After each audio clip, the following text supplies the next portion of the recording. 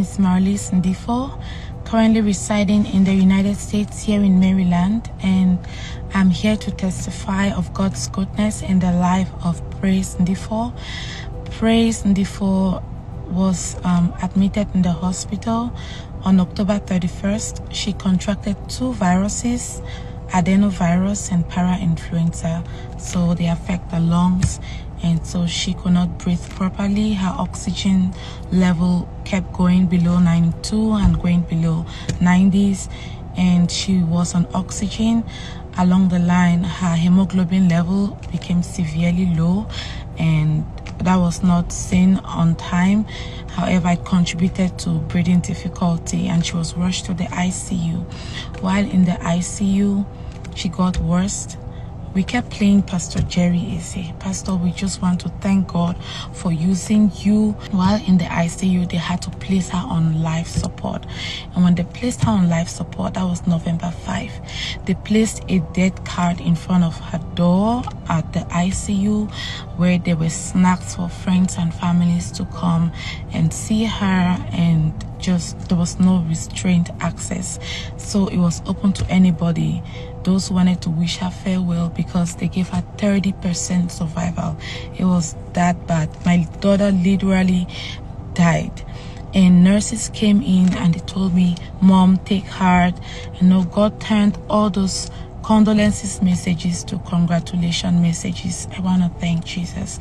So she stayed on life support for 3 weeks.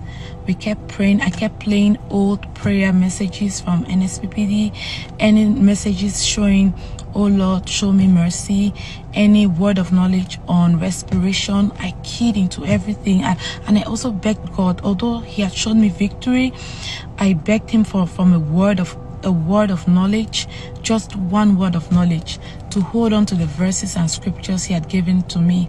Lo and behold, while following, Pastor mentioned Praise case, and whoever he was speaking to in the ICU,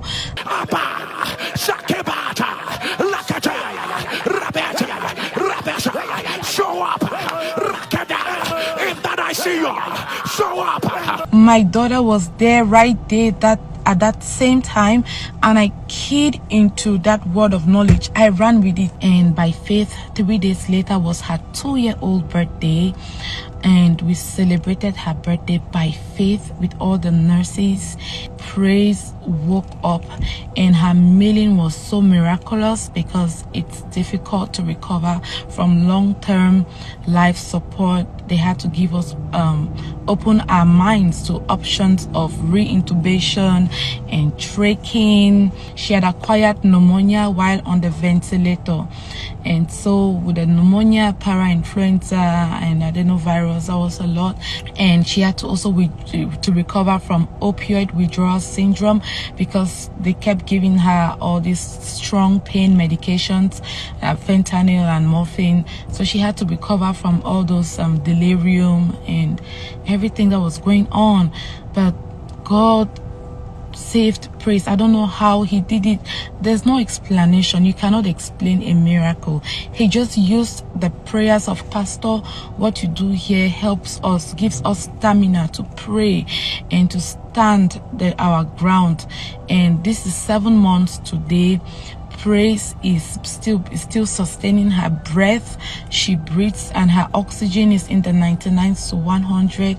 And I'm so happy, because we did pray and it is show, and what God cannot do does not exist. Thank you, Jesus.